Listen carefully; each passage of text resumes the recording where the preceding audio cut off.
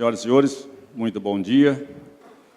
Cumprimento a todos pelo trabalho, pelo desprendimento de deixarem vossas instituições, seus lares e vir aqui assistir palestras, todas elas veiculadas com grande preocupação quanto ao destino do ensino superior no século XXI. Quero agradecer antecipadamente o nosso secretário executivo do Fórum das Entidades Representativas do Ensino Superior, Dr. Janguier. Igualmente, agradecer e parabenizar os membros que compõem esse fórum, que é o SEMESP, do qual sou presidente, a ANUP, a ABRAF, a ANACEL, Sindicato do Rio de Janeiro, FENEP e outros membros que prestam grande serviço à educação participando deste fórum. Eu fui chamado para moderar um painel que está completamente fora de foco, né? Porque nós estamos aqui com painelistas que discorrerão sobre inteligência artificial, né? O outro sobre inteligência digital, o outro sobre inovação tecnológica das IES. Como que eu vou fazer uma análise com essa minha inteligência que é superficial? Certo? É muito difícil fazer a condução desse trabalho.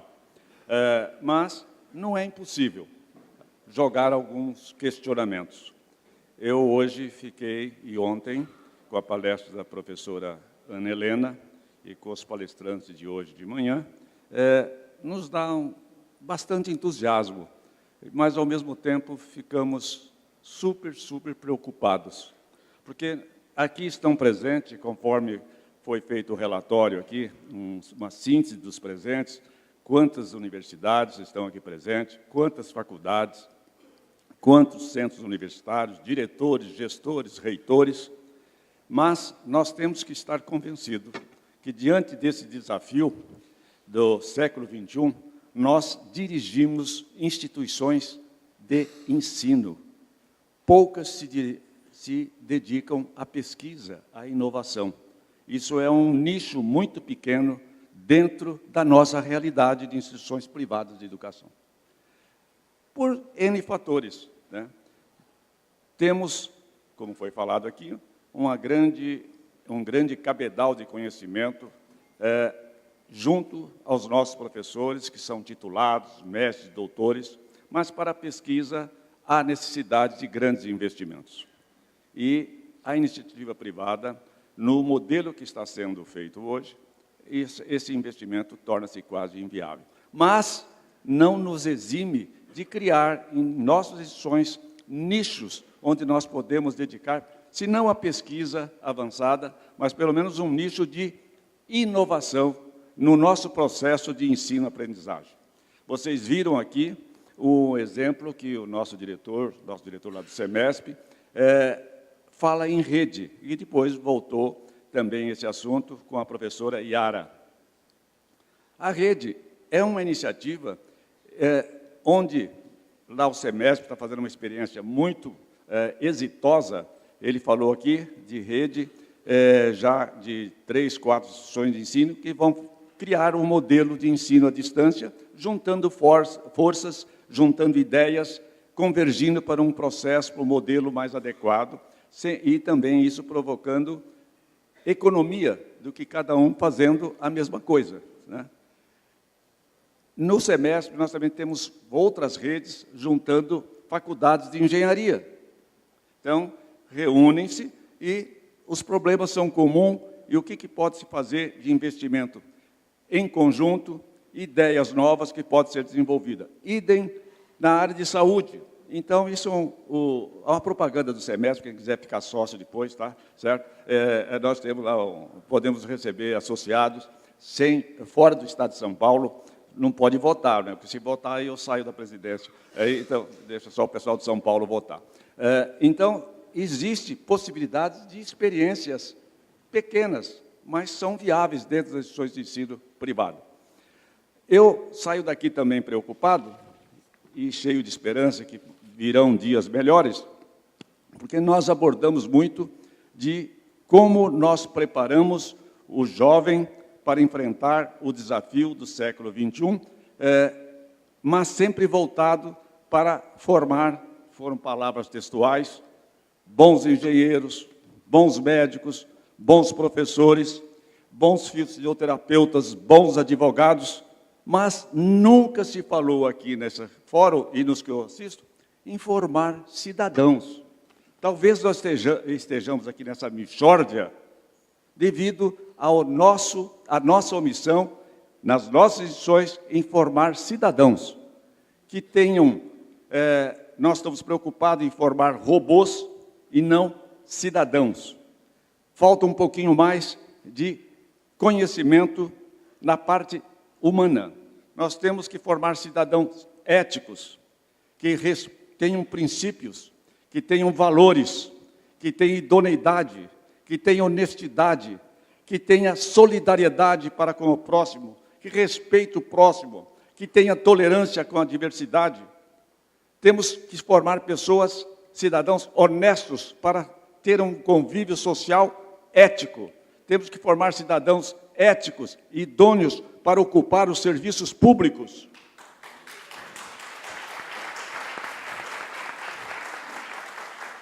Se nós ficarmos tão somente ensinando nossos jovens a como operar máquinas, eles também farão parte dessa máquina como apenas mais uma peça delas. Talvez nós tenhamos que conviver com isso que nós estamos vivendo hoje. Não estou falando da vida pública, não. É a sociedade como um todo que está esgarçada por falta de princípios, de éticas, de moralidade. O nosso menino de pré-escola, ele acha uma borracha no chão, ele não leva até a mesa da professora, ele põe na bolsa dele. E nós achamos isso natural. Ah, não, ele não sabe o que é certo, o que é errado. Nós temos que partir para isso. É isso aí. E para o século XXI, evidentemente, nós temos que enfrentá-lo. Mas, como disse muito bem a professora Ana Helena, é difícil enfrentar o conhecimento do futuro com o conhecimento que nós temos hoje. Nós somos muito bocó ainda, tá? Um abraço. Vamos lá passar para as palestras. Muito obrigado. Vamos lá.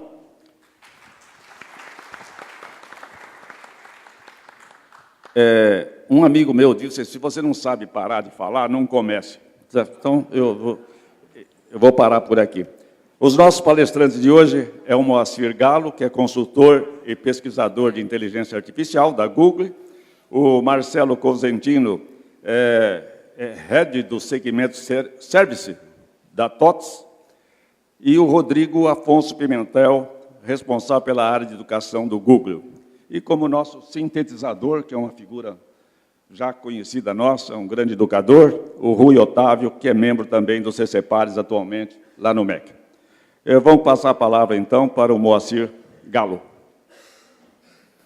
Alô? Já. Ok, muito obrigado. Bom, primeiramente eu queria agradecer ao convite para participar do evento. Queria cumprimentar os membros que estão aqui. E dizer que, óbvio, eu vou abrir, então, a primeira conversa desse tema complicado, que é a inteligência artificial dentro do contexto de educação, ok? Bom, eu queria começar trazendo uma frase atribuída a Benjamin Franklin, que diz o seguinte: a gente tem 3 certezas na vida. A primeira delas é a morte. Tá? A segunda é que a gente sempre vai pagar impostos. E a terceira é a mudança constante. Ou seja, por mais que a gente não queira, mas a mudança faz parte do progresso da humanidade. E por mais que a gente queira sempre ser saudosista, né, sobre aquilo que a gente sempre trabalhou, a forma como sempre fez, a gente tem que considerar que a mudança é uma constante na nossa vida. E nós estamos vivendo agora, na realidade, um tempo, uma época em que a gente vai passar a maior transformação de todos os tempos. É uma transformação gigante, né, que vai mudar muito o jeito, a forma como a gente interage com os outros, como a gente trabalha, como a gente vive em sociedade. Né? A gente vê hoje, na realidade, cada vez mais dispositivos conectados. Todos aqueles dispositivos que eram burros, né, isolados, eles estão se tornando conectados.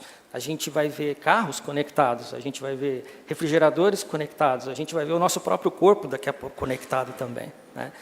Isso assusta, né? Isso traz para a gente um monte de perguntas de que sociedade é essa e para onde ela vai, né? E esse é um tema relevante. O que é importante entender é que essas mudanças elas não estão acontecendo de forma gradual, mas elas estão acontecendo de forma exponencial. Uma velocidade muito mais rápida do que a nossa capacidade de entender, né?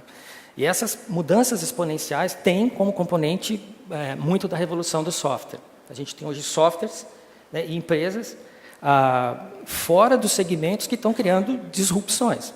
Então, por exemplo, a gente vê o Uber, não tem nenhum carro e é a maior empresa de táxis do mundo, né? A gente vê o Airbnb, que não tem nenhuma propriedade, mas é a maior empresa de hotéis do mundo. E aí a gente vê agora algumas iniciativas também voltadas para a educação, como, por exemplo, o Udemy. Será que a gente vai chegar a um tempo em que a gente vai ter uma universidade sem campus? Quando a gente pega o discurso, por exemplo, da Udemy, ela trabalha com a premissa de que ela não acredita que nos próximos 10 anos você vai entrar numa faculdade, vai ficar 4 anos para ter uma carreira. Ela acha que, na realidade, essa carreira, nos próximos 10 anos, vai ser outra. Daqui 10 anos, você vai estar trabalhando em uma carreira que não existia quando você começou. E aí a aposta está na educação continuada. Essa é a aposta deles. A gente tem a Coursera também, com uma ênfase muito forte em chamados MOOCs, né, que são os cursos online abertos e massivos. Fez algumas experiências em conjunto com algumas instituições de ensino nos Estados Unidos que não deram muito certo no início, mas agora com uma abordagem híbrida, né, no sentido que os alunos passam uma semana sozinhos, estudando, depois eles vão uma semana na instituição, não para aprender, mas para aplicar aquilo que eles aprenderam de forma objetiva e prática e tudo mais. Tudo isso traz um monte de questionamentos. E por trás disso, a gente sabe que existem grandes oportunidades de uso de uma tecnologia que está por trás disso tudo, que é a inteligência artificial. Tá? Na realidade, a inteligência artificial hoje está sendo capaz de viabilizar a utilização de computadores em atividades que antes a gente só achava que os humanos seriam capazes de fazer. Okay? Então, a inteligência artificial está sendo capaz de automatizar muitos processos. Tá? Eu vou mostrar um pequeno exemplo para vocês desse tipo de automatização, para vocês entenderem, do ponto de vista prático, o que isso pode significar. Quando a gente tem dentro das instituições o relacionamento com os alunos, e o aluno quer interagir com a universidade, isso acontece de forma síncrona, ou seja, ele precisa ligar para uma central, ele precisa falar com alguém que precisa atender o aluno. Okay? Eu vou mostrar aqui um atendente virtual. Ele entra dentro do Facebook, fala com um agente virtual, que não é uma pessoa, e aí ele pode digitar no celular, como ele faz no WhatsApp normalmente, e aí esse assistente vai guiando ele, né, para a dúvida que ele tem, vai dando a informação que ele quer, aqui no caso em cima dos cursos, tá? Ou ele pode escolher conversar com esse assistente também, tá? De forma escrita ou falada. Vamos ver se o som... Gostaria da segunda via do boleto.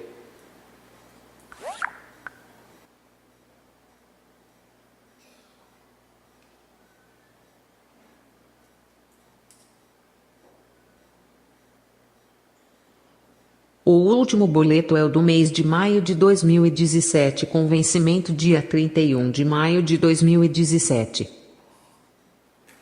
Desejo atualizar o meu endereço.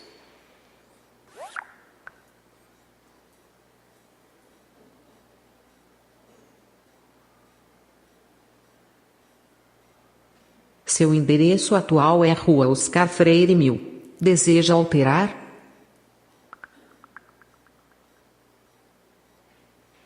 Rua Estados Unidos, 500.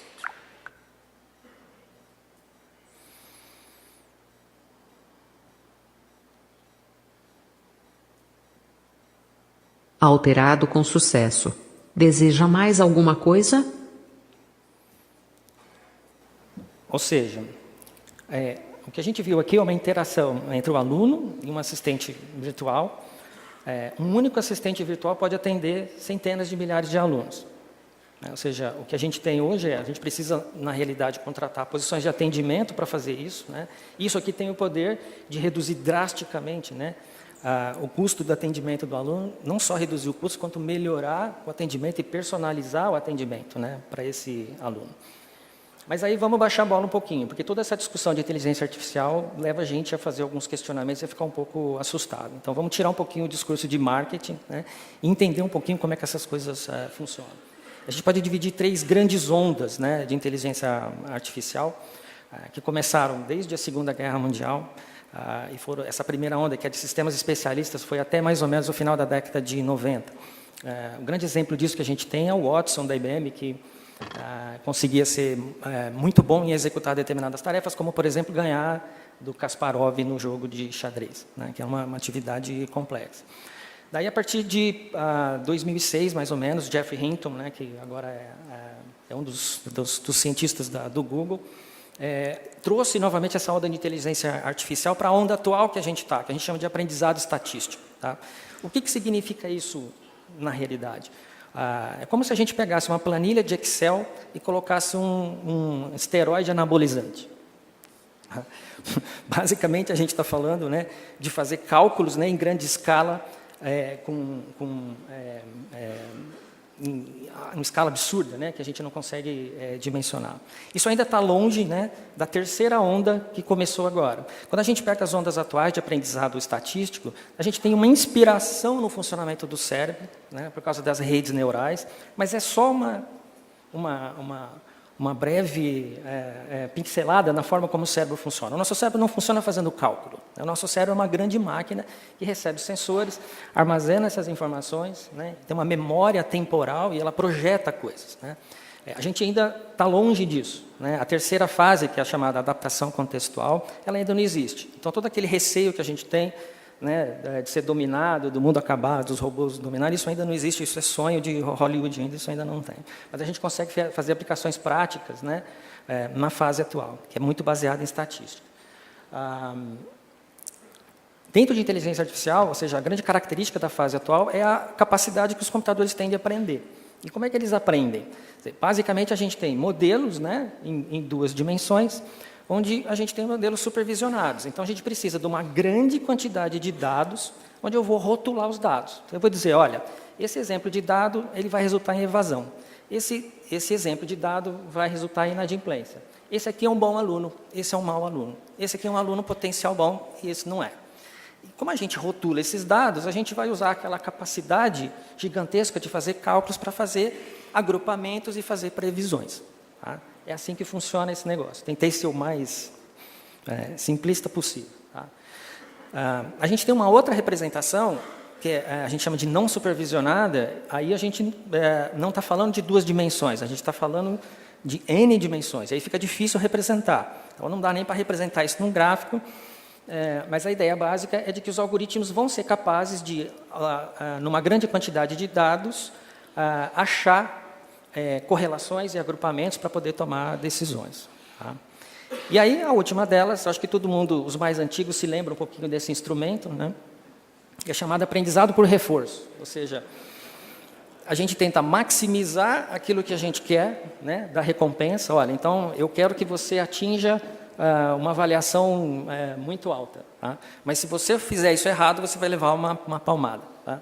Então, enquanto a gente está discutindo aqui, o pessoal do Google sabe, está tendo uma competição de Go, que é um jogo milenar, né, no chinês, e era uma situação em que se imaginava que ainda iam demorar 10 anos para os humanos conseguirem vencer, né, o campeão mundial de Go, e aqui tudo indica, né, termina no sábado, né, já está 2-1, né, 2-0. 2-0. Ele utiliza esse tipo de algoritmo, né, no sentido em que ele consegue entender muito bem aonde que ele precisa chegar. Tá? Bom, qual que é o impacto disso nas carreiras, qual que é o impacto disso nos cursos que a gente está falando e dentro de educação como um todo? Essa aqui é uma reportagem, para vocês terem uma ideia, do dia 22 de fevereiro. Tá? A JP Morgan foi capaz de fazer um algoritmo que conseguiu fazer em segundos aquilo que os advogados demoravam 360 mil horas para fazer, em análise de documento. Através do uso de inteligência artificial no contexto de natural language. Tá? Do ponto de vista de saúde, hoje os algoritmos eles já conseguem ser melhores do que os humanos na detecção de células cancerígenas. Tá? Na análise, né, de radiografias, na análise, né, de imagens processadas. E aí um grande sonho, né, de quem é fã do Star Trek, né, que era aquele device, o Tricon, né, que você conseguia medir, né, os órgãos vitais e resolver. Isso tem uma previsão de que talvez até o final do ano que vem um equipamento parecido, usando um smartphone, vai aparecer também, tá? Utilizando isso. Agora, um setor que tem uma disrupção enorme, e a gente precisa aprender com ele, é o setor automobilístico. Tá? Hoje, a Tesla, ela vale mais do que a GM e a Ford, mesmo a GM e Ford vendendo 20 vezes mais carros do que a Tesla. Tá? Por quê? Porque, na realidade, o paradigma da Tesla é quase que colocar um computador sobre rodas, né? e não ao contrário. E a gente vai ver, a previsão é que até o final do próximo ano a gente vai ter carros autônomos já na rua, e isso vai mudar completamente tudo. Porque provavelmente as crianças dessa geração não vão tirar a carta de motorista. Porque o que você vai fazer daqui a alguns anos, você vai pegar o seu celular, vai chamar um carro, o carro vem, você entra nele, ele te leva onde você vai, e aí você sai. Tá? Então, isso vai mudar as cidades, porque a gente vai diminuir o trânsito, a gente vai mudar a indústria do seguro, porque daí os seguros vão ter que se adaptar a isso vai mudar, inclusive, a valorização, né, das cidades, porque se você pode pegar um carro e ir trabalhando enquanto você vai para o trabalho, você pode morar longe, você não precisa mais morar perto. Né? E aí vai. Ou seja, é um ciclo depois do outro. Tá? Opa. Voltou. E é isso que acontece, isso gera uma tempestade perfeita, porque cada inovação e cada tecnologia dessa potencializa a outra. Então, o fato hoje da gente poder ter tecnologia em nuvem, grande capacidade de processamento, faz com que a gente possa usar dispositivos de internet das coisas que vão medir, né, pegar informações em tempo real, armazenar isso em grande volume, para poder usar a inteligência artificial para aprender sobre esses dados e aí usar assistentes virtuais, como a gente viu lá. Uma coisa leva a outra, que leva a outra, que leva a outra, e é difícil você ter domínio pleno sobre o que vai acontecer. Isso vai ter impacto sobre o mercado de trabalho? Com certeza. Existe uma previsão de que entre 70% e 80% das profissões vão ter um impacto. Impacto não significa necessariamente desaparecer. Mas como a gente viu no caso dos advogados, você tem que pensar no valor que você está agregando. E aí, trazendo um pouquinho, né, do conceito de Lean Manufacturing, né, do segmento de manufatura, dentro do processo como um todo, você precisa entender o que agrega valor e o que não agrega valor, né, dentro disso. Com certeza, a gente precisa preparar essa geração, né, para entender como essas profissões vão ser utilizadas no futuro. Tá? Essa discussão não é nova. Essa aqui é uma manchete de jornal de 1928. Dizendo que a automação ia roubar empregos. Tá? E, na realidade, existe um estudo nos Estados Unidos que só tem uma única profissão que deixou de existir por causa da automação. As outras, é óbvio, teve algumas que saíram por obsolescência. Operador de telégrafo, por exemplo, não tem sentido porque o telégrafo não tem mais, mas que profissões que deixaram de existir por conta da automação, só uma, que é o assessorista de elevador. Só essa. As outras todas você consegue explicar por outras razões. Tá? Isso leva a gente a crer aquilo que o professor estava falando, né, com maestria, que computadores são bons, na realidade, em projetar coisas, mas não em ser coisas. Então, toda a discussão aqui está, de fato, no humano. Né? Toda a inovação, na realidade, ela vai vir individualmente, e não mais no calcular, não mais no executar, não só na tarefa robotizada e mecânica, mas a gente tem que ter a preocupação no ser.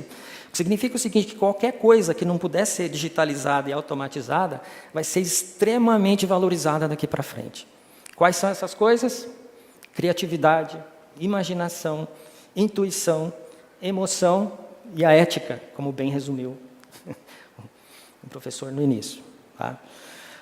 E aí vem a grande pergunta que eu gostaria de trazer. Ou seja, as instituições de ensino estão direcionando essas mudanças ou sendo direcionadas por elas? Ou seja, qual é o papel que as instituições de ensino querem?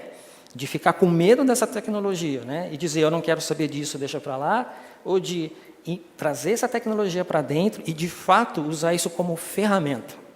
A tecnologia é uma ferramenta. Ela não é o objetivo final. Tá? Ela é o como a gente executa, mas não é o porquê. O porquê está nos seres humanos, né? Está nos alunos. O que significa o seguinte, que não só as instituições, mas todas as empresas do futuro têm que se preocupar com um modelo holístico, O modelo holístico é um modelo que não olha só para si, mas ele olha para a rede, como foi dito. Ele olha para a comunidade, ele olha para todos, porque não dá para fazer isso sozinho, é bastante complicado. Tá? Dentro das universidades hoje, isso é um ponto importante também. Hoje a gente já tem telefones que são vendidos a $10 na África e na Ásia. Significa que é uma projeção que até 2020, 70% dos humanos vão ter um smartphone. Tá? Saber utilizar o smartphone nesse contexto é fundamental. E aí vem a grande questão. Pessoas vão comprar produtos e serviços baseados na experiência proporcionada. Quanto mais fácil fazer, quanto maior valor agregado, né, você proporciona para mim, melhor. A concorrência vai ser em cima do valor, tá, que você gera. E onde a gente vê oportunidades, né, da aplicação dessa tecnologia? Eu vejo duas principais. Esse aqui é um quadro que resume mais ou menos o que a gente tem hoje em cima, né, os sistemas atuais que as instituições trabalham, seja de marketing, para fazer captação de alunos durante o processo de seleção, depois os sistemas acadêmicos, financeiros e diversos sistemas que existem. A ideia não é substituir nenhum desses sistemas. A ideia é a gente ter esses dados transacionais, guardar esses dados transacionais, mas complementar isso com essas novas tecnologias, né? E utilizar algoritmos, né, que vão trazer insights, né, que vão trazer oportunidades para a gente. Então, a ideia não é substituir, concorrer, mas complementar. Tá? Essa é a grande questão. Do ponto de vista da gestão, então, a gente entende que, se o foco está na experiência, o que a gente consegue fazer com inteligência artificial é personalizar o atendimento para cada aluno. Então, é importante a gente entender que, se a gente, ao invés de sair de uma discussão em massa, onde um aluno é um número, a gente consegue individualizar o relacionamento e saber detalhes de tudo o que acontece com ele. Tá? Então, é sempre como se ele estivesse sempre falando com um atendente 1 para 1. Tá? Conseguindo reduzir drasticamente os custos. Ou seja, é possível fazer muito mais do ponto de vista de qualidade, mas reduzindo muito o custo que a gente tem hoje. Isso é rápido. Tá? E, óbvio, a gente pode usar algoritmos para fazer retenção e evasão, como acredito que vai ser demonstrado aqui depois, tá? Também. Agora, tem uma questão fundamental que eu queria trazer. Existem novas fontes de receita. Na realidade, dado, ele é o petróleo do futuro. Né? E aí é que a gente talvez tem que entender a vantagem que a gente tem no Brasil. Ou seja, o tamanho do Brasil talvez pode ser uma grande vantagem que a gente tenha no futuro. Não é possível fazer algoritmos com uma quantidade limitada de dados. Mas quando a gente tem um país do nosso tamanho, a gente com certeza, tendo mais acesso à educação e com o dado somado, né, de tudo que a gente tem, do número de alunos, de instituições e tudo mais, isso pode até passar a ser uma vantagem que a gente tem perto de países muito pequenos, né, nesse aspecto. Então, é possível monetizar os dados. Na realidade, cada instituição hoje está sentada em cima de um pré-sal e não tem noção. Tá? Do ponto de vista acadêmico, tem um estudo que foi feito em Stanford. Depois, quem quiser, eu tenho esse estudo baixado, eu posso mandar por e-mail para quem tiver interesse. Justamente identificando o impacto de inteligência artificial nos próximos 15 anos. Tá? E aí a conclusão que se chegou, do ponto de vista acadêmico, é que é óbvio que novas profissões vão surgir, né? E esses alunos precisam entender claramente o papel que eles vão ter e muito mais o foco humano, né, do que o foco tecnológico. Mas a questão fundamental é que existe uma previsão que a gente vai ter tutores virtuais. Então, o grande papel de inteligência artificial nisso é a individualização do ensino. A gente conseguiria ter, né, tutores virtuais que vão estar muito mais próximos desses alunos, né, fazendo um papel que hoje é impossível de fazer. A gente não consegue individualizar a atenção, né, para todos os alunos. E isso é uma coisa que, com certeza, vai acabar acontecendo a partir de um processo de avaliação constante. Tá? Então, uma grande oportunidade que a gente tem com o uso de inteligência artificial está na personalização do ensino. Tá? Aqui em cima a gente mostra mais ou menos uma ideia onde, em cima, a gente tem as competências, né, sendo monitoradas em tempo real e avaliadas, né, para cada aluno individualmente. E, a partir do momento que um algoritmo consegue detectar uma anomalia, ele pode fazer uma intervenção em tempo real. Imaginar isso como ferramenta para o professor, do ponto de vista da qualidade do ensino, ou seja, a gente tira aquelas atividades burocráticas e administrativas e, de fato, consegue focar no objetivo, né, sabendo que tem uma inteligência por trás que faz o trabalho burocrático, chato, né, de calcular, de listar, de fazer análise de relatórios tal, e tudo mais. Tá? Essa é uma grande oportunidade. Como é que a gente entra nisso? E aí, puxando um termo das startups. Né? As startups usam muito o termo de Minimum Viable Product. Significa o seguinte, o que é o mínimo viável que eu posso começar a mexer? Né? Não sem sonhar demais. Né? Então, existe tecnologia hoje que dá para implementar e já dá para sair utilizando, mas a gente precisa olhar isso com bastante calma. Tá? A abordagem de pesquisa e desenvolvimento, como bem mencionado, na realidade, por que a gente vê pouco progresso em inteligência artificial, talvez mundialmente eu estou falando até, né, na maior parte das universidades? Porque sim, de fato, isso custa dinheiro. Né? A gente tem pouca mão de obra disponível, tem poucos especialistas, tem pouca gente capaz de executar isso.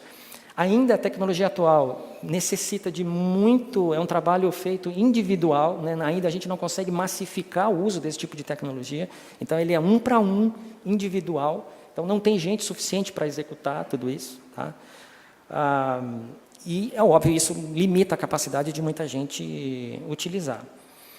É óbvio, então a gente pergunta, isso deveria ser uma política governamental. A gente vê hoje 2 países que de fato entenderam que inteligência artificial é importante, né, e estão querendo sair à frente disso. Né, tanto o Canadá quanto a Inglaterra.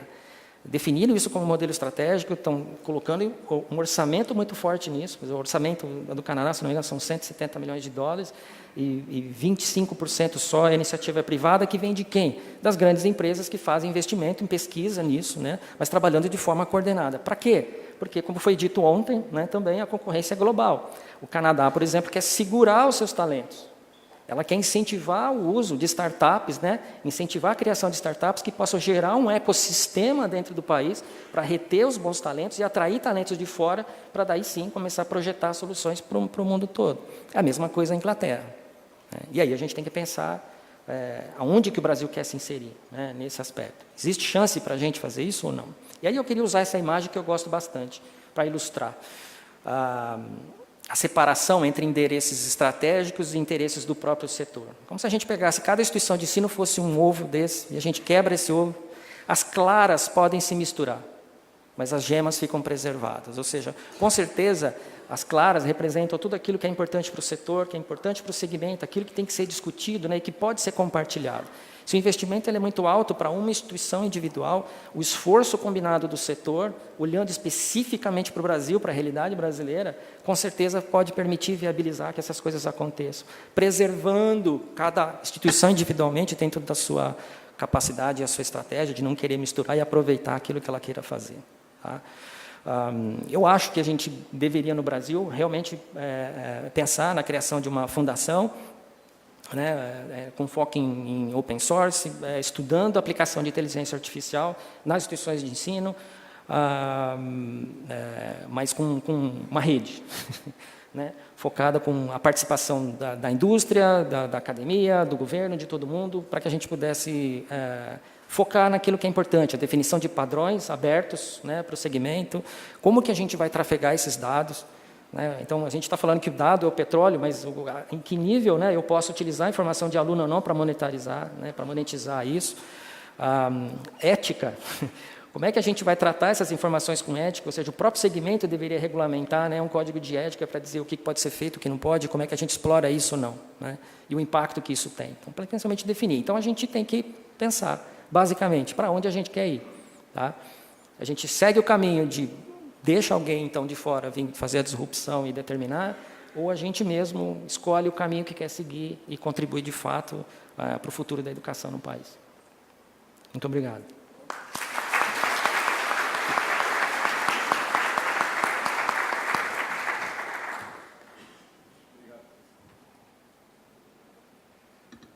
Bom, muito obrigado pelo palestrante, o Galo foi muito objetivo em sua explanação. Temos que realmente aliar os avanços tecnológicos, sem esquecer que esses avanços têm que ser usados com com total ética. Né? É por isso que já temos também nas pesquisas, sempre temos que ter um código de ética para se fazer essas pesquisas. Esses avanços também é necessário não perder isso de vista. Vamos fazer uma pequena inversão aqui na pauta, por questão de agenda do professor Rodrigo Afonso, a quem eu passo a palavra.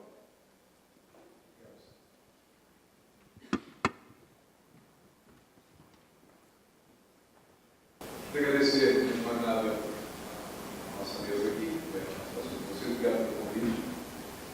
Quem foi ansioso aqui?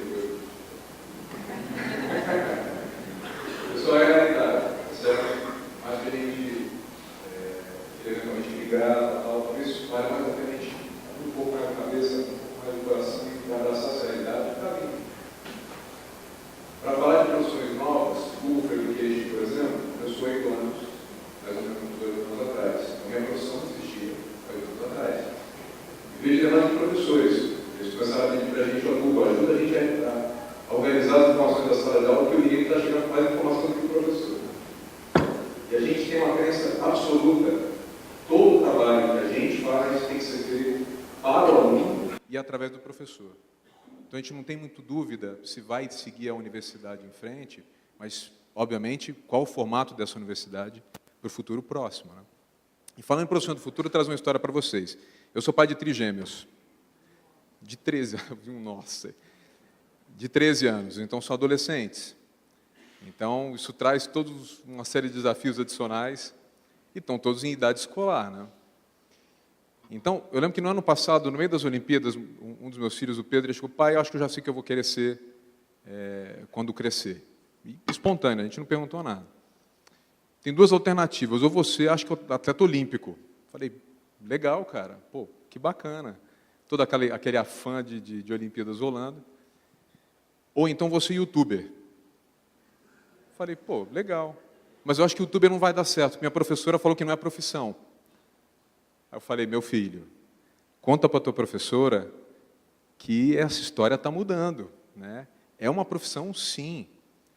E nessa linha, as escolas e as universidades têm que estar preparadas para essa demanda que vai surgir, como foi falado pela professora Ana, como foi falado pelo Moacir, sem a gente ter combinado nada, que vai surgir, que já está fervendo, né? Então, nessa linha, a gente, já que o foco aqui é falar de transformação, de inovação, eu queria me deter fortemente no tema do aluno, né? Então, a primeira ponta aqui vai ser a gente falar o olhar do aluno e as habilidades do futuro. Depois vamos falar um pouquinho de inovação dentro do Google, inovação dentro de Google for Education e o poder do já. Tem uma pesquisa que eu gosto muito, talvez uma das primeiras que foi feita na profundidade e com a quantidade de alunos, para ser de fato expressiva. Uma pesquisa chamada Nossa Escola, feita pelo Instituto Porvir, que faz parte do Inspirare. Quem já viu essa pesquisa? Quem que conhece? Algumas pessoas. 132 mil alunos foram pesquisados e o resultado saiu no final do ano passado. Então, a pesquisa básica dizia que escola o aluno quer, né? Essa é a pergunta básica. A escola que o aluno quer, 36% dos alunos querem realizar atividades práticas e resolução de problemas. Isso demanda dos alunos. 65% querem ser preparados para o mercado, desenvolver conhecimento em relações humanas, que acabou de ser mencionado aqui. Curiosamente, 34% desses alunos só que estão focados, quero que a escola me ensine a passar no Enem. A grande maioria de todas as outras pontas agregadas, que é a preparação para o mercado, desenvolver conhecimento em relações humanas, é a grande maioria. Então, o papel da escola é muito mais farto do que simplesmente, é muito mais amplo, talvez, do que simplesmente preparar os meninos para o Enem, para depois chegar na universidade. E 72% sentem falta de participação nas decisões das suas escolas. Pergunta para vocês aqui, quais de vocês têm fóruns específicos para passar pelos alunos as tomadas de decisões que vocês fazem? Não tem? Então, curioso. Então, demanda dos meninos, eles querem participar. E não só participar, gente, eles querem trazer talvez as soluções. E vocês vão ficar impressionados das coisas que vocês vão poder escutar. Nessa mesma linha, a gente fez uma pesquisa em 2015 com a The Economist Intelligence Unit. E a gente perguntou, então, na outra ponta, a gente foi na ponta antes de chegar na universidade, que é os meninos do ensino básico, depois a gente foi na outra ponta, a ponta que contrata, tá certo? Que pega o trabalho que vocês concluem. E 51% dos CEOs falaram o seguinte, eu quero que o meu funcionário novo traga a resolução de problema como a habilidade mais importante. 51%. 70% acreditam que as habilidades do futuro, que são todos que a gente chama de soft skills, vão crescer em importância nos próximos 3 anos. E 51% acreditam que a falta dessas habilidades atrapalha a performance de suas empresas. Notem, importantíssimo, os meninos hoje, vou voltar lá àquele slide, 36 querem atividades práticas de resolução de problemas. 51% dos presidentes de empresa querem gente para resolver problema. De novo, 65% querem ser preparados para o mercado, desenvolver conhecimento e relações humanas. 70% dos CEOs acreditam que essa habilidade do futuro, que eu vou mostrar agora, é o que a gente precisa focar, que são essas daqui. E, curiosamente, você vê resolução de problema, que eu acabei de mencionar, 51%, colaboração, que é teamworking, comunicação, pensamento crítico, criatividade. É você ter dentro da sua empresa gente que sabe discernir o que é conhecimento do que é informação. Informação, agora trazendo o tema que o Marcelo estava comentando aqui, essa perspectiva de todo mundo, ou 70% da população ter um celular daqui a pouquinho, o acesso à informação todo mundo vai ter, a gente já tem, né? Como é que você discerne, como é que você faz a curadoria disso e transforma isso em informação relevante para a empresa?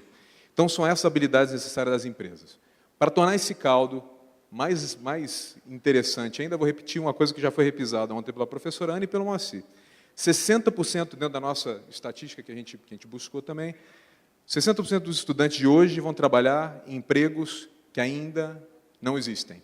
E, curiosamente, a professora Ana perguntando, quem é que tem aqui alguma cadeira focada em Community Manager? Ninguém falou nada. Quem de vocês já tem alguma cadeira focada em Big Data, por exemplo? Já tem alguma coisa? Já tem alguma coisa de Cloud Computing nas instituições de vocês? Cloud Computing? Estou vendo a Unifor ali. Essa é a demanda. E como é que a gente tem que estar pronto para... Você tem oferta e você tem demanda, como se fosse quase um mercado perfeito. Os meninos querem isso, né? E a gente tem que trazer isso para eles. Então, a conclusão, a universidade precisa e quer ser inovadora. Quem aqui não quer ser inovador, ou ser considerado como inovador, certo? Mas uma conclusão que a gente chega, a educação, as instituições de ensino não sabem como. Então, isso gera uma ansiedade terrível. Qual vai ser o meu papel como universidade daqui a pouco? Então, eu queria falar um pouquinho, então, de inovação dentro do Google, que a gente tem umas coisas muito legais, que acho que vale a pena compartilhar, para a gente abrir e começar a pensar juntos aqui. Vocês conhecem essa casinha ali da esquerda? É onde foi inventada a HP, né? Essa casinha aqui do lado direito é onde foi inventado, de certa forma, o Google, a tese ali do Sergey e do Larry Page. Eu tive a oportunidade de conhecer, inclusive, a Esther, que é a pessoa que é a dona da casa, e ela contou umas histórias curiosíssimas, da história da geladeira, que eles invadiram a geladeira dela, e falou, então leva essa geladeira lá para baixo e deixa comida lá sempre para vocês comerem. Isso segue na cultura do Google até hoje. A história de você ter comida no escritório e tudo mais. Curiosamente, isso aqui talvez é o ponto principal dessa sessão. Você não tem como colocar uma faca no pescoço do teu staff e falar, a partir de hoje nós vamos inovar. Ou vamos comprar uma ferramenta maravilhosa, pagar os tubos, milhões, e vamos ser inovador. Inovação, você precisa criar um ambiente para que ela cresça organicamente. E quais são as premissas que a gente no Google entende como sendo fundamentais? Foco no cliente, liberdade e o que a gente chama de 10X. Vamos falar um pouquinho de cada uma delas e como isso vira para a educação. Foco no cliente, isso aqui é uma das... A gente tem toda quinta-feira um negócio chamado TGIF dentro do Google, que é Thanks God It's Friday, e é na quinta-feira. Então, enfim, mas virou clássico esse negócio e a gente toda quinta-feira faz essa reunião, onde você tem lá os fundadores, você tem lá... Cada escritório mundialmente faz o seu TGIF toda quinta-feira. E a gente faz apresentações de produtos, enfim, alguns clientes às vezes vão lá falar, e é uma conversa aberta. As pessoas fazem perguntas duríssimas, muitas vezes, para os fundadores da empresa, para os diretores, enfim. Isso aqui eu tirei de um slide que o pessoal de busca, que é o primeiro produto que o Google fez, para mostrar um pouco como é que é esse foco do cliente ali dentro da gente. Então, aqui, traduzindo, se você não sabe soletrar, o problema é nosso Google. Se você não sabe como formar uma pergunta, o problema é nosso. Se você não sabe as palavras, nosso. Se você não consegue falar a língua, o problema é nosso. Se você não tem conteúdo suficiente na web, o problema é nosso. Se a web está lenta, o problema é nosso. Então, não tem essa coisa de você deixar em silo. Eu sou do departamento jurídico, a minha parte eu faço. Aqui, não, você tem que ser dono do problema como um todo. É o foco no usuário, que tudo se resolve. Foca no aluno, foca em quem você tem que focar, para resolver a questão, no caso aqui, de busca. E aqui a gente começa a ver, eu coloquei aqui de propósito até o Master Premium, essa experiência que a gente já tem hoje em dia. Você começa a colocar, o Google já traz algumas alternativas ali, é o Master Premium de Gramado, o Royal, o Cosmopolitan ou Porto Alegre que você quer. Já tem até alternativa de preço aqui embaixo no Booking, o telefone, você quer entrar no site, um pouco do ranking desse... Enfim, você quer... A ideia da gente é melhorar a experiência, foco no usuário. Entrar um pouco no tema de liberdade agora. Para você criar um ambiente que propicie inovação, aqui a gente tem uma história que é um pouco clássica lá no Google. Você tem... aqui é uma sessão de demos com cerveja. Então, os caras marcaram 4h30 da tarde e vão falar de demos e tem uma história no Google chamada 20%. Todo mundo que trabalha lá tem 20% para trabalhar em qualquer coisa que quiser e não tem necessariamente nada a ver com o que ele faz. Então, existe um processo formal para isso. E coisas incríveis saíram desse trabalho de 20%, de integração entre as áreas. Por exemplo, quem conhece que o Google Glass foi um sucesso? Não, não foi um sucesso. Mas, se você olhar por outro ângulo, gerou patentes super legais para o Google. E a gente tem realmente essa política, usando essa ideia de liberdade, de entregar e melhorar. Entrega e melhora. A primeira versão do Glass, aqui na pontinha, era um cara usando um notebook nas costas. E no processo de meses, isso foi se reiterando, o cara colou um celular no óculos, depois ele abriu o celular, depois ele começou a criar uma placa de circuito integrado, depois integrou dentro do óculos, você vê que a barba dele não muda muito, nem ele ficou mais careca, o cabelo mais branco. Esse é o processo, entrega e melhora. A história do MVP, que a gente falou, você não se preocupa tanto com o produto final, traz o aluno para dentro, deixa ele opinar, dali vão sair coisas incríveis e vocês vão melhorando. 10X. O 10X do Google é o seguinte, é o mesmo processo que você gasta para pensar em incrementar ou para crescer pouquinho, é o que você vai talvez gastar para você crescer para centenas de milhares ou milhões ou bilhões de pessoas. Então, por conta desse pensamento 10X, a gente erra muito lá, mas saem umas coisas muito legais. A lente de contato, que mede taxa de açúcar no sangue. Esse projeto Loom, que a ideia é levar a internet para lugares onde não tem acesso à internet no mundo. Mesmo o carrinho que não tem motorista, que aqui o Moacir começou a comentar. Nenhum desses produtos, curiosamente, ainda está lançado efetivamente porque está sendo testado. E o Google é super chato com a história da experiência do usuário. Tá? E aqui a gente tem um exemplo do Google Earth, a versão nova, não sei se tiveram a oportunidade de ver, que é uma versão tridimensional, renderizada, incrível. A ideia de você mapear as cidades do mundo de um jeito diferente também. De novo, foco no cliente final, liberdade, 10X. Essa é a cultura que a gente vive lá dentro. Como isso se traduz agora para o tema de inovação na sala de aula? Então, vou pegar o mesmo ângulo, foco no cliente final, usuário, liberdade, 10X. Acontece que o nosso cliente final, razão desse seminário, deste congresso aqui, é o aluno e o professor, e como é que a instituição serve bem esse aluno, certo? Liberdade e o 10X. Falando do foco no aluno, eu queria trazer aqui o exemplo, antes até do exemplo, a nossa realidade já. A gente acredita que tecnologia do passado não ajuda a educação do futuro. Tecnologia empurrada, como tem sido nos últimos 30 anos, que não integra, que não ajuda, que não faz os teus casos de uso ficarem mais fáceis, não funciona. Sabe, a gente cansa de ver lá, vira e mexe, algumas escolas mandam para a gente, ou universidade mandam para a gente coloquei um outdoor com o logo do Google e o meu logo, não sei o que lá. E de repente o logo do Google é até maior, mas não é isso que a gente quer. Tem que funcionar para vocês. Não só a minha tecnologia, todas as nossas tecnologias têm que funcionar para você, para que seja bom para o aluno, senão não faz sentido. Pagar licenciamento caro, vírus, atualização lenta, software que o professor não sabe usar. Ah, mas já tá lá há muito tempo. Tem que questionar.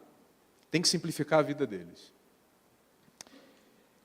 A nossa suíte de produtos, a gente tem os apps, que são todos gratuitos. E ali a gente descobriu aqui instituições que estão usando apps do Google pagando. Vocês todos têm acesso gratuito às ferramentas do Google. Totalmente gratuitos, com algumas coisas, por exemplo, como o Drive infinito. Para aluno, professor e instituição. O Gmail é o Gmail conhecido, porém ele não vem com ads, ele não vem com publicidade nenhuma. O Google não tem retenção de dados nenhum da parte de G Suite para educação, e os dados ficam com vocês. Vocês podem trabalhar esses dados, usar esses dados da forma que melhor convier. A gente tem uma ferramenta chamada Classroom, que é como se fosse um pedaço de um LMS, que ele ajuda o professor a mandar tarefas para os alunos, receber, colocar os meninos para colaborarem, que é o fundamento da nossa ferramenta, que os meninos colaborem. A gente tem Chromebooks, que já é 60% praticamente do mercado americano, em termos de equipamentos. E a gente está trazendo fortemente para o Brasil também, que é um equipamento que funciona, é simples. A bateria dura 10, 12 horas, eu estou usando um Chromebook aqui, aliás, que está preparado desde manhãzinho cedo, né? E não precisa ficar carregando. Você consegue gerenciar todo o teu parque de equipamentos, centralmente, 1 ou 1 milhão de equipamentos, estabelecendo políticas, coisas do tipo, os meninos da 7ª série não vão poder acessar Facebook. Com um cliquezinho, quando ele entrar com o usuário e senha e a instituição detectar que é um menino da 7ª série, ele não tem acesso a mais nada daquilo. Pode transformar aquele equipamento numa máquina de prova, por exemplo, para facilitar a vida.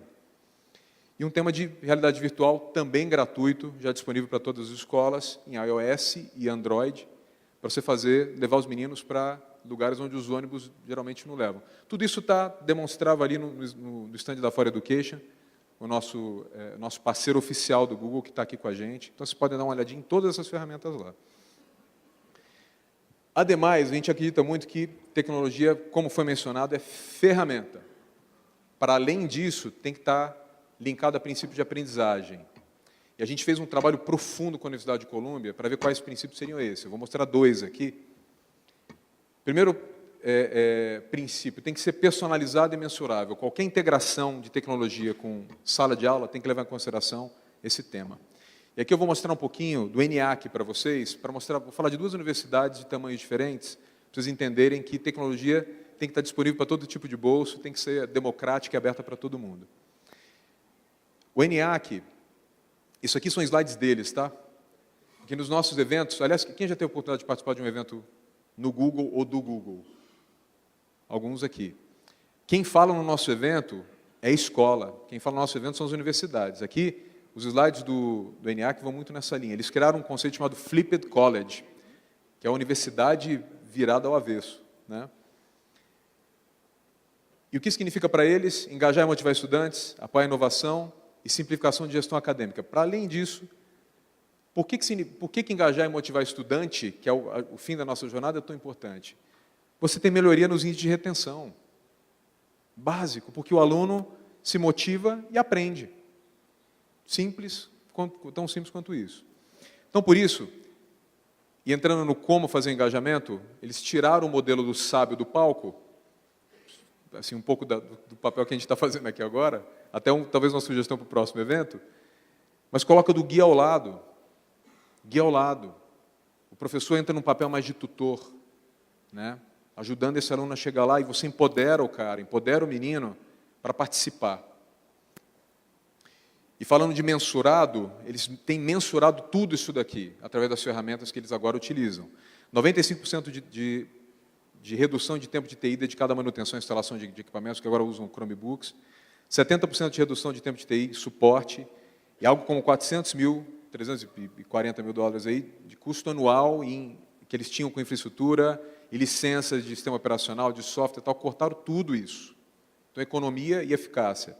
E, além disso, tem mais um troço bem interessante aqui. O Rui, lá do ENIAC, ele economizou 3 milhões de reais que ele precisava construir novas salas, né? Estava entrando novos alunos, vão construir mais sala, tem que fazer mais laboratório, como é que faz e tal, tal. Ele trouxe o laboratório para dentro da sala de aula, ele mudou o modelo, está aqui apresentado como, ele tinha 10 laboratórios fixos, ele matou, trouxe esses alunos, criou mais salas de aula e levou carrinhos de Chromebook para dentro da sala de aula, virou 100 laboratórios flexíveis. Então, ele economizou um dinheirão aqui, fazendo essa história também. Segundo princípio, já estou quase no meu finzinho aqui, é o colaborativo e diverso. Eu vou trazer o caso da UNIT, que é uma universidade um pouco maior, que fez um processo de integração muito legal. Por isso que eu estou falando, você não precisa, para usar a Google, vou tirar tudo que eu tenho. Isso é uma grande bobagem. Os projetos que a gente trabalha, a gente tem que ver o que vocês têm, em conjunto, ver o que faz sentido, a gente trabalhar juntos para ter a solução de melhor impacto. Eles têm um portal lá, chamado Magister. E qual foi a premissa básica? Vamos acabar com esse monte de ilha de informação, inclusive nos próprios meninos, um monte de pendrive aqui, fazer integração com as ferramentas na nuvem, do portal, usando o Google Drive e o Classroom, e a gente fazer uma história muito mais inteligente e interativa. todos os projetos que a gente trabalha começam com algo semelhante a isso daqui. Você tem que ter um plano de projeto básico, você tem uma apresentação, tem uma jornada pedagógica que é envolvimento de professores. Aqui, eles dividiram o projeto em duas frentes, uma que é a integração especificamente com Drive e Classroom, e outra integração com Chromebooks, que convergiram lá na frente. A ideia era fazer um piloto inicial para 600 alunos, olhando para provas online, que eles queriam atacar esse tema, que é caríssimo para eles, e trazer a dinâmica de laboratório para dentro da sala de aula. Aqui um pouco da jornada de mobilização pedagógica que a gente fez, que a gente gosta muito de fazer um evento Google Day, assim, nas universidades que a gente vai. E aqui, ele mostrando o TENEX, já pegando um pouco da história da cultura que eu mostrei para vocês, era para ser um piloto de 600 e foi para 6.000 alunos, que viralmente os alunos foram agregando, entrando em todos os campi disponíveis na própria UNIT. E um pouco dos resultados aqui, 79% dos alunos gastam menos tempo, 87% acham que consegue ser mais inovador usando ferramentas, um pouco das estatísticas que a gente viu. E agora entrando no tema de liberdade, certo? Esse é praticamente meus 2, 3 últimos slides aqui. A gente realmente acredita nesse negócio de você ter aprendizagem, tem que ser disparada em todo e qualquer lugar. Não precisa, como a gente escutou aqui também, estar limitado num lugar só. Todo e qualquer lugar, a qualquer momento, independente do orçamento. E aqui, a UNIT criou um espaço Google, lá, um espaço de criação, um espaço de aula, na verdade, que não é caro, gente. Eles tiveram a ideia, vamos colocar um mobiliário um pouco mais colorido, mudar a questão do professor ser o mago, o sábio do palco, e colocar esse cara para circular, colocar os meninos para participarem também. Outra sala lá da UNIT. Essa aqui é a primeira sala do Brasil do Mater Dei, implementado pela For Education, nosso parceiro que está ali fora. Você não tem nem parede nessa escola, nessa sala. Tem uma graminha ali e tal, muda toda a dinâmica de colaboração entre os alunos também. A gente tem alguns outros exemplos aqui, Rio Branco, CCI, Univates, Colégio Ângulo, e aqui, de novo, o ENIAC, que criou o que eles chamam de ARAPA, Ambiente de Aprendizagem da Faculdade ENIAC, que é como se fosse uma grande biblioteca também sem muro. Eles colocam lá os Chromebooks como se fossem livros. O aluno ele deixa o documento, pega o Chromebook, como é compartilhável, ele entra o usuário e senha, tem tudo o que ele precisa ter ali. Aí ele estuda e o professor ali fazendo o papel de tutor, né? Mudando a dinâmica para que essa liberdade flua. E o TENEX da gente, bem rapidamente, um pouco dos nossos números aqui. O G Suite for Education está em 70 milhões de usuários, aí, alunos e estudantes do mundo, alunos e professores. Google Classroom é um produto de 2 anos, já está com 20 milhões. O Expeditions foi lançado ano passado, 2 milhões. Chromebook já está 20 milhões de equipamentos. Nossa plataforma de cloud, que o Moacir aqui conhece bem, 1 bilhão de usuários já utilizando. E um pouco do crescimento, especialmente o tema de Chromebook, já sendo praticamente 60% do mercado americano. Para terminar, um slide simples aqui, que é o poder do já. Tá certo? Espero ter entrado um pouquinho mais no tema da gente, talvez não diminuir um tanto essa ansiedade, mas agora é o momento da gente pegar essa ansiedade e transformar em ação. Por conta de uma estatística que é muito triste. Esse 50% aqui é o número do BID, tá? Para a América Latina. Esse número é a quantidade de alunos que durante o ciclo de ensino básico desistem de estudar nos nossos países aqui. As taxas de ensino médio são horríveis, inclusive no Brasil. Então, o teu futuro cliente poderia ser, inclusive, poderia ter muito mais gente, inclusive, se ele, e são 2 os motivos que eles levantam principalmente, a falta de motivação desse menino porque ele não sabe o que está acontecendo lá dentro da sala de aula. E vocês têm um trabalho super louvável de recuperar esse menino quando entra na universidade, para que ele consiga acompanhar o que está acontecendo, para também você não perdê-lo. Mas isso é uma minoria daqueles que ainda se arriscam a terminar o ensino médio para poder ter a chance de seguir. E tem outra ponta também, que é a pior de todas. O menino não tem esperança de que estar na sala de aula vai levá-lo para alguma coisa. E por isso que eles desistem no meio do caminho e pegam um subemprego para ganhar R$100, para tomar uma cerveja, tal, e não conclui.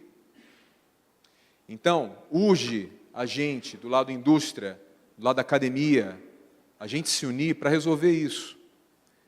E boa parte disso a gente acredita que passa por vocês escutarem mais de fato o aluno, usando essas ferramentas que podem ajudar, e não ser de fato o destino final, mas podem ajudar você a recuperar a diversão na sala de aula. Ok? Obrigado a todos.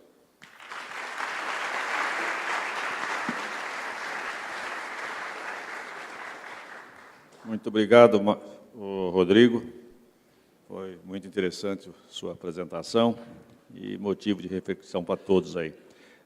O Rodrigo Afonso, por ser pai de trigêmeos, né, e de 13 anos, possivelmente, que não seja esse o motivo, mas ele vai precisar se afastar um pouquinho mais cedo, por isso nós invertemos, né?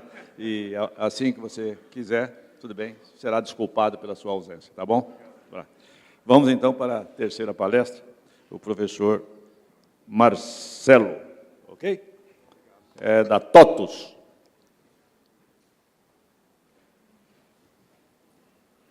Bom dia, pessoal. Estou bem animado de estar aqui hoje. A TOTUS vai mostrar um pouquinho como a gente pode prover tecnologia e ajudar vocês na jornada digital que toda instituição vai sofrer nos próximos anos, com os novos alunos, novos empregos e novos comportamentos também da sociedade, tá bom? Só fazer um review rápido, né?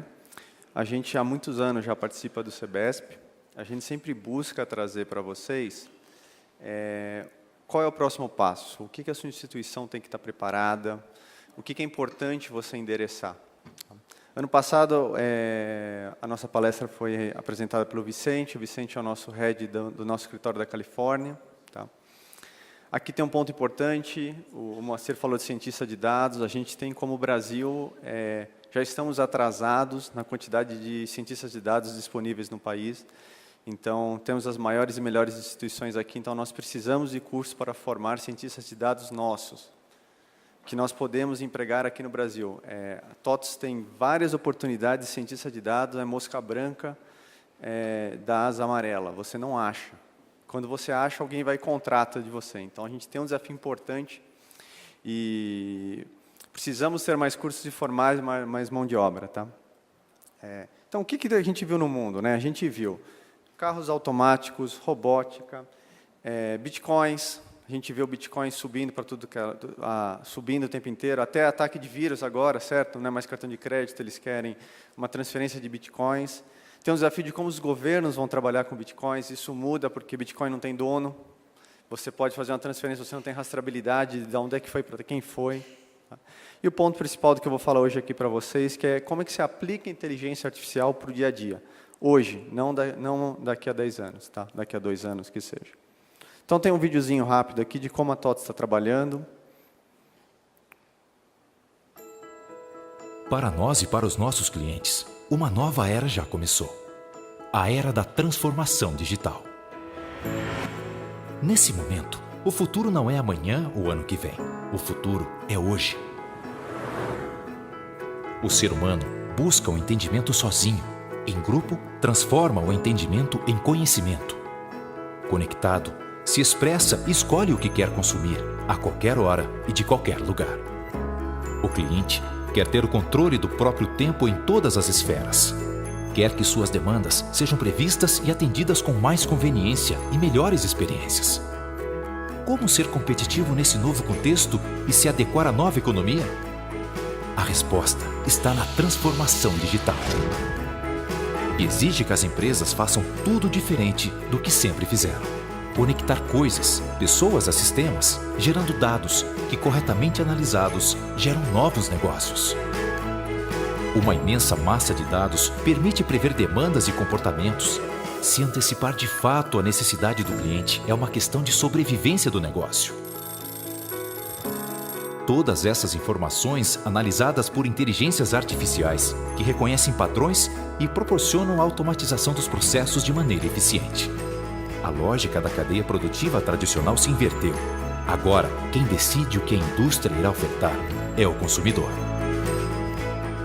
Os desafios são muitos e nós estamos preparados para encará-los junto com a sua empresa.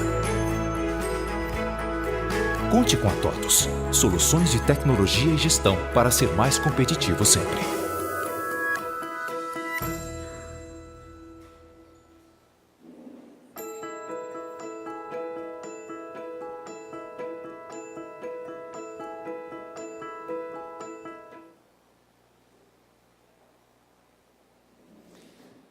Como é que a gente vê a evolução da transformação digital, né? A gente está indo para uma quarta revolução, uma revolução onde o conhecimento vai ser importante, não só saber, não ter o conhecimento, mas aplicar o conhecimento, onde a máquina e todo esse poder computacional que está disponível hoje, ao toque de um clique na internet, no cloud, juntando com seus dados para você gerar informação. Já foi dito anteriormente, o grande segredo das companhias está em monetizar os seus dados e entender o que fazer com os seus dados. Como é que a gente pode trazer isso para o segmento educacional, né? O grande desafio é, depois que você tem todo o trabalho de trazer um aluno para estudar na sua instituição, existe uma alta probabilidade que esse aluno vá embora. Tá? E esse aluno ir embora é o pior cenário que você pode ter para a rentabilidade e para o futuro da sua instituição. Por quê? Dificilmente você vai perder uma turma inteira. Certo? Você vai perder um pedaço da turma. As nossas estatísticas indicam quase 30% de evasão de curso presencial.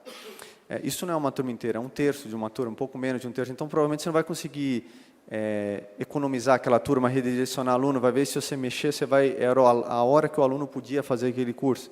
Então, tem desafios importantes, porque você se preparou, todos os recursos, a gente sabe que recursos são escassos, e recursos há uma necessidade de você alocar na aula correta e no momento correto. Tá? Segunda parte, curso à distância, a evasão ainda é maior. Né? Estamos falando de uma coisa como 35% dos alunos deixam de acompanhar o curso. Outros dados importantes, né? Quem tem mais de 24 anos, quando está na faculdade, a chance de evadir é muito maior do que quem tem uma idade menor que isso. Como é que você cria mecanismos? Como é que você prepara a sua instituição para estar preparada para falar com esse aluno, para se antecipar às necessidades desse aluno? Tá? Como é que a TOTUS trabalhou, né, esse ponto? A gente sabe que a evasão do aluno nunca é um único fator. Tá? É uma pluralidade de fatores, e o grande segredo é como você conecta esses fatores e você usa algoritmos para identificar. Então, do lado acadêmico, pode ser desde um desalinhamento de curso até um desnivelamento do aluno. Ele não chegou preparado suficientemente para poder participar daquele curso. Teve um issue de formação dele. Tá? Lado pessoal, às vezes, ele pode ter tido um problema de desafeto com os professores. Às vezes o santo não bateu, certo? No português simples. A família pode ter mudado alguma coisa que aquele curso deixou de fazer sentido para ele. Né? Outro lado, o lado financeiro sempre é importante, né? Mas ele não é o trigger principal no nosso algoritmo. Tá? Tem um lado de localização, esse sim é muito importante. Você tem que estar o tempo inteiro atento onde aquele aluno está trabalhando. E não adianta você esperar que o aluno vai te contar, olha, eu consegui um emprego novo na Zona Sul e eu vou ter que mudar de escola. Não, você tem que estar proativamente identificando, ou pelo LinkedIn dele, ou pelo que ele postou no Facebook, a foto que ele colocou no Instagram. Tudo isso você tem que estar absorvendo para poder ter o passo antes dele. E um lado social. Certo? Eu gosto de brincar muito. Se você tem um aluno que todo dia, ao invés de estar na aula, ele está fazendo check-in no bar perto da escola, alguma coisa errada tem, certo? Embora durante a sua vida acadêmica é importante, o lado social é muito importante, o aluno tem que estar em a sala de aula também, para ele poder estar usufruindo tudo que ele está investindo com as instituições. Né? E do lado da instituição, isso não é só uma matriz de um lado. Né? Às vezes a própria instituição não consegue montar uma metodologia de curso que o aluno sinta-se engajado. Ele pode olhar e falar, não foi isso que eu... Não é por isso que eu estou aqui essas 4 horas ou essas 2 horas, dependente do tamanho do curso. Pode ter concorrência, a gente sabe que isso é importante para o mercado, e ao mesmo tempo a concorrência ele pode olhar, essa aqui é mais perto, ou essa aqui eu tenho mais amigos. Então a gente tem que tentar mapear isso para poder proativamente agir. E um outro lado, os nossos funcionários. A gente sabe que as empresas são as pessoas que representam elas. Né? Então, às vezes uma postura de um funcionário nosso pode transmitir uma cultura que não é nossa. Pode tratar uma pessoa mal, pode ter alguma coisa de preconceito, isso não representa a instituição, mas às vezes o aluno fica com essa percepção. E como é que a gente enxerga, né? Como é que a retenção foi instituída, né? Ao longo você tinha aquela retenção reativa, quando o aluno, você já via que o aluno a decisão já estava tomada, ou ele já foi te informar que ele está indo embora. Aí não tem muito mais o que você fazer, certo? Aí você vai tentar trabalhar nesse momento, a chance de manter esse aluno é baixa. Você pode ter proativa, que você busca vários indicadores, várias áreas dentro da sua instituição estão olhando o que está acontecendo com o aluno, e alguém tem que puxar a iniciativa e falar, opa, preciso falar com o Marcelo, e preciso falar com o Marcelo hoje. Tá? E o ideal seria que, desde o início, você conseguisse mapear tudo e entender o que você precisa fazer ou o que você deveria estar fazendo. Né?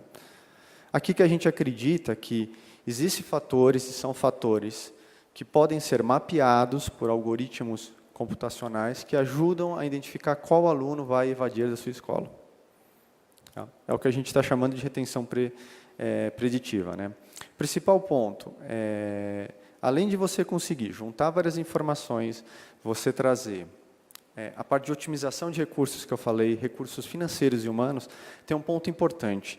Você consegue garantir que a sua captação vai ser melhor ao longo do tempo. Se você perde menos aluno, identifica os fatores que levam os alunos a saírem ou ficarem, você consegue, na hora que você vai gastar os recursos para captar esse aluno, trazer o aluno mais correto para a sua instituição e maximizando assim resultado, receita, conhecimento, formação, tudo isso. Como é que a TOTS trabalhou isso? Né? A gente trabalhou criando a nossa plataforma de inteligência artificial que chama Carol. Tá?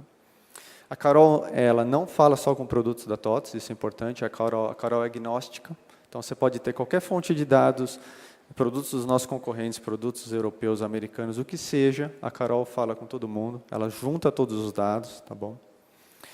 A Carol, ela tem algoritmos especializados para o segmento de educação, tá? E educação superior, nós não estamos falando de educação básica, os algoritmos são diferentes, os fatores que trigam são bem distintos, tá? A Carol classifica todo aluno por grupo de risco e ela faz isso todo dia à noite.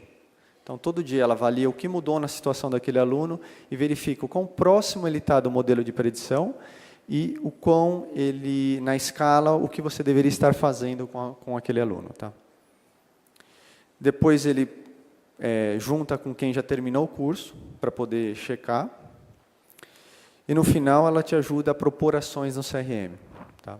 Aí, a gente trabalhou também em ações que ajudam. Nem todas as instituições estão preparadas a saber, ok, eu sei que o Marcelo vai ter uma alta probabilidade de evadir do meu curso. O que eu faço? O que eu deveria fazer?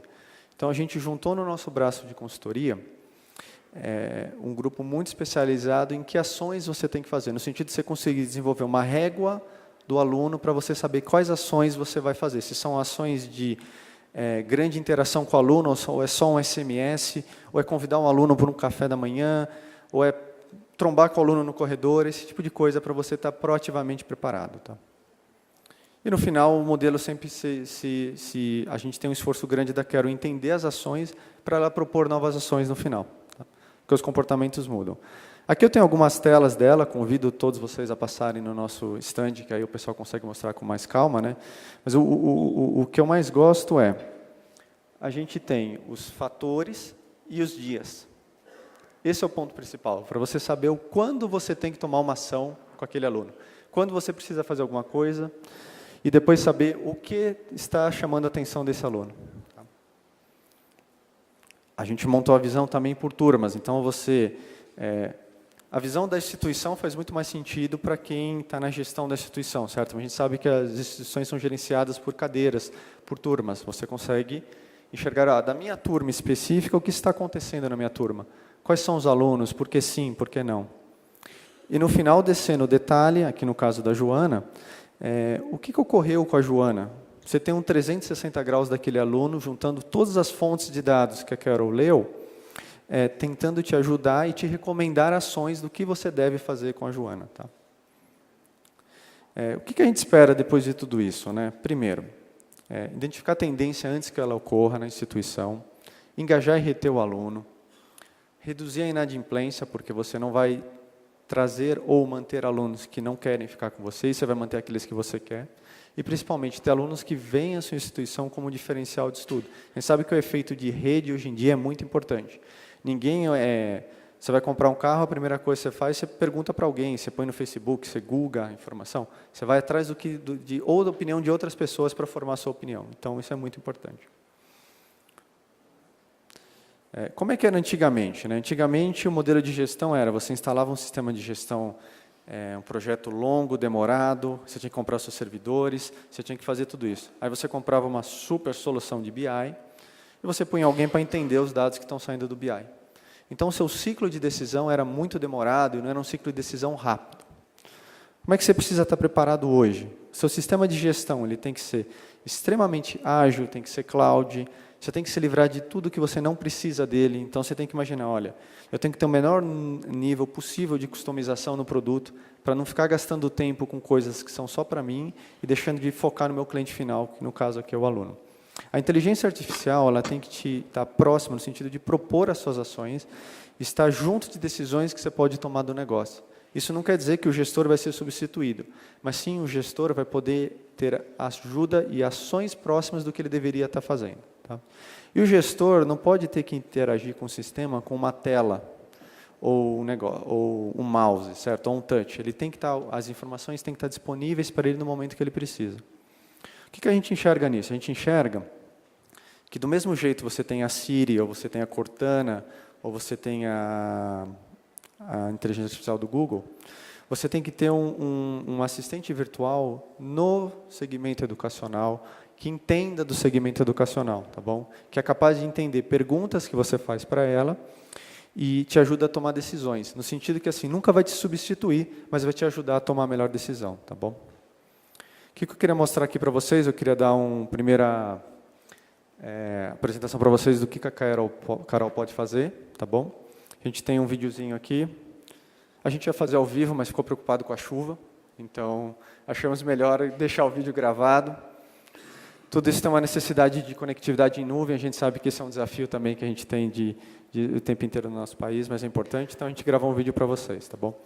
Qual que é o grande ponto da Carol, né? Você está indo para uma reunião ou um congresso desse, você quer saber qual que é a sua situação, certo? Ninguém aqui quer abrir o computador, abrir o sistema, tirar um relatório e saber o que fazer. Então, onde a Carol entra nesse sentido, né? Quantos alunos com risco de evasão no curso de Direito? Você tem 246 alunos com risco de evasão para o curso de Direito, com potencial de perda de receita de 6,2 milhões de reais. Essa é a ideia, pessoal. Nossas ferramentas, todo mundo tem que estar preparado para o mundo novo que está vindo, no sentido que as soluções que nos levaram até hoje vão ter que ser revistas e o jeito de interagir com os nossos alunos finais também. Então, temos um desafio importante de novos comportamentos, interações diferentes e estar preparado, que já foi dito aqui anteriormente, a ajudar eles nas escolhas das novas profissões. Tá? Então, a TOTS espera poder contribuir para vocês, espero ter ajudado a colocar uma pimenta de novos comportamentos e novas áreas de trabalho que todas as instituições têm que trabalhar aqui no Brasil com a gente, tá bom? Obrigado, viu? Valeu.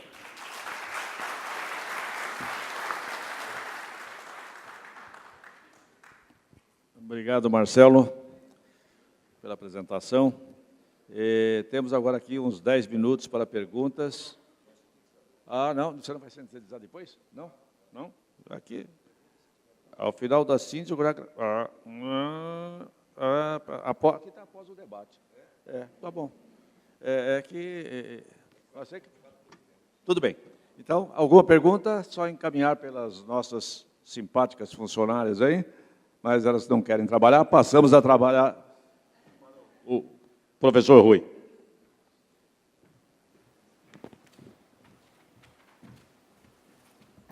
Bom dia a todos. Já quase na hora do almoço, já quase boa tarde, né? Eu não quis concorrer nem com o almoço e nem com perguntas que possam demandar muitas respostas, né? Mas a função que me foi dada, e eu quero parabenizar a coordenação acadêmica e técnica científica também deste nosso congresso, que ficou a cargo do professor Celso Nisquier, pela maneira como colocou a programação e que nós podemos discutir algumas coisas que são importantes, né? A minha função é de sintetizador. Sintetizador tem que sintetizar. Então, eu tenho mais uma certeza, além das 3, né? É que sintetizador não dá opinião, ele sintetiza. Então, eu tenho que sintetizar. E a outra certeza que eu tenho é que todos vocês absorveram bem o que foi explanado aqui. Sintetizar, quando são questões teóricas, acadêmicas, é, às vezes, uma necessidade. Mas, quando são questões práticas, eminentemente práticas, e não vou dizer operacionais, mas que dizem respeito a algo que já está sendo executado, que foi desenvolvido, é difícil de sintetizar. Então, cada um de nós viveu uma experiência aqui. E, mais ou menos, quando falamos em inovação, e aplicada ao nosso caso, né, que atuamos no ensino superior, não é só a questão da ansiedade, é a questão do tema, não é, professor Hermes, do tema deste painel, que é a constatação de que o nosso setor está em transformação, as nossas instituições estão em transformação, portanto, elas acompanham aquilo que acontece no mundo, em todos os setores, mas há uma preocupação aqui que é inovar para não perecer. Eu creio que isso nos diferencia de alguns outros segmentos, de alguns outros setores, né? Inovar para não perecer. Se uma ideia de sintetização seria de que todos eles abordaram o seguinte: a tecnologia está à nossa disposição. Mas tecnologia é ferramenta. Ela, por si só, não resolverá os nossos problemas, principalmente daquelas instituições que aqui representamos, que têm menos de 5.000 alunos. Então, nós temos um enorme desafio pela frente. Para sintetizar, sem ter que opinar muito, eu vou pedir que nós vejamos juntos um pequeno vídeo.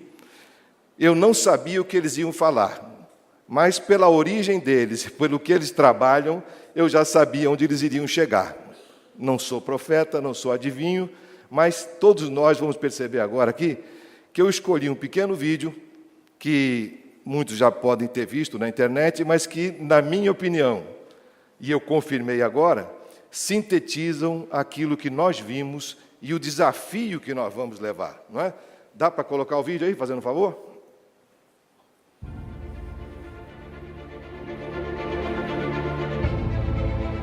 Once upon a time, business as usual was often good enough. No more. Where we are going, good enough is dead. In a world where everything is connected, where everything is equally excellent, where performance is reaching perfection, there's only one space left to innovate in: you. Right now, you are a central point in the raging tornado of change fueled by digitization, mobilization, augmentation, disintermediation, automation. Well, the list goes on. Science fiction is becoming science fact.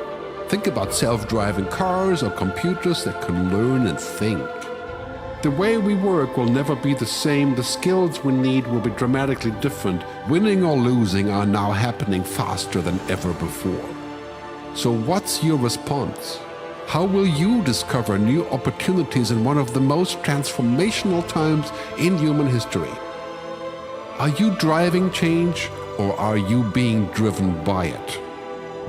Disruption has become the new normal.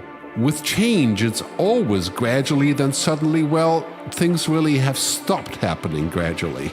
This change is exponential. Everything that used to be dumb and disconnected is now wired and intelligent. Cars, cities, ports, farms, even our bodies will be wired with sensors and will talk to each other. These game changers are also combinatorial. They amplify each other, creating a perfect storm of change. Quantum computing fuels big data. The Internet of Things fuels artificial intelligence and deep learning, which fuels robotics. However, anything that cannot be digitized or automated will become extremely valuable.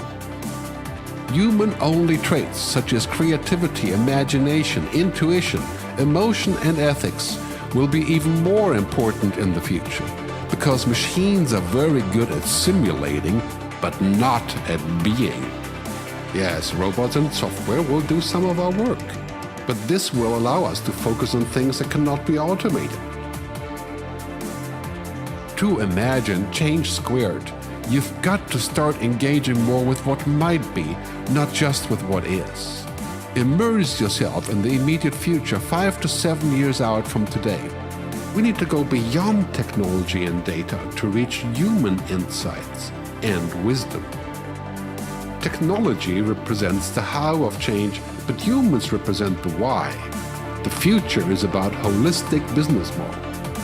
The opportunity is to be liquid, to learn just in time, not just in case, not single improvements, but complete transformations, not individual systems, but new ecosystems.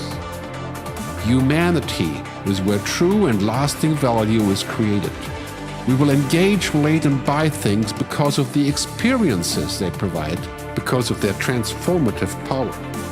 The future doesn't just happen. The future gets happened. The new way to work is to embrace technology, but not to become it. The future is in technology, yet the bigger future lies in transcending it. Let's live and lead from here.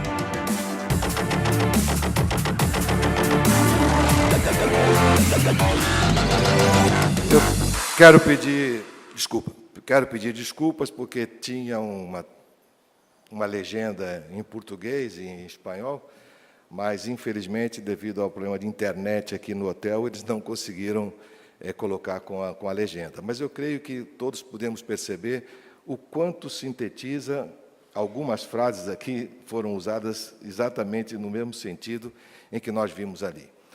Nós temos um grande desafio. É preciso inovar. Não há como inovar e permanecer vivo. E, no nosso caso, instituições de ensino, nós temos dois grandes desafios. Um é a inovação como instituições, na nossa existência, nas nossas operações. E o outro grande desafio é que somos educadores. Como é que nossas instituições estão trabalhando para que nós participemos efetivamente na formação cidadã daquele que precisa de ter a base fundamental para inovar, para criar, para fazer parte do mundo moderno? Nós temos esses dois grandes desafios conosco. E temos que ir além da tecnologia. Entender que a tecnologia é fundamental, é imprescindível, mas ela é ferramenta. Então, nós nos defrontaremos com outro grande problema, que é o problema da gestão. Precisamos discutir como é que utilizamos as ferramentas, como é que participamos da formulação do avanço tecnológico, especificamente aplicado à nossa situação. Isso é muito importante. Mas a gestão universitária, a gestão das instituições de ensino, a ênfase em inovarmos para que nós possamos continuar existindo e exercendo o nosso papel fundamental na sociedade e no desenvolvimento do país, é algo que deve realmente nos angustiar, ocupar o nosso tempo, para que nós possamos, então, nos apropriar disso tudo. E eu encerraria, o professor Hermes, coordenando a mesa, dizendo o seguinte: se não investirmos em inovação, não seremos capazes de nos beneficiar das oportunidades econômicas e também oportunidades acadêmicas criadas pelas novas tecnologias. Isso é a mensagem que eu levo para casa. Quando nós participamos de um evento, nós devemos ter sempre essa preocupação. O que é que eu levo para casa? Que desafios estarão a me motivar daqui para frente? E a inovação é um deles. além da tecnologia, usando as ferramentas, preocupados com a gestão, nós chegaremos a ter modelos que são individualizados, são customizados. Nenhum modelo aqui será um modelo para todos, mas cada um de nós construirá o seu futuro a partir da inovação. Eu agradeço muito essa oportunidade e passo, então, aí ao nosso coordenador, professor Hermes. Muito obrigado.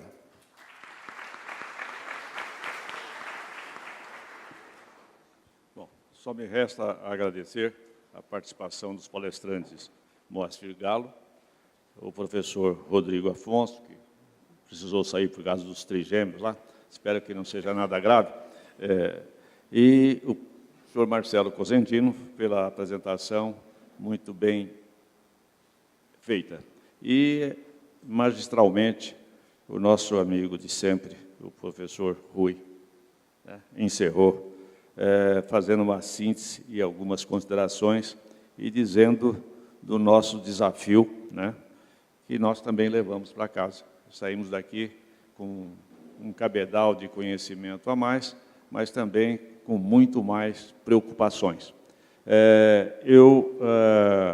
Quando fiz a abertura, fui bastante sintético, porque nós tínhamos realmente um tempo muito limitado.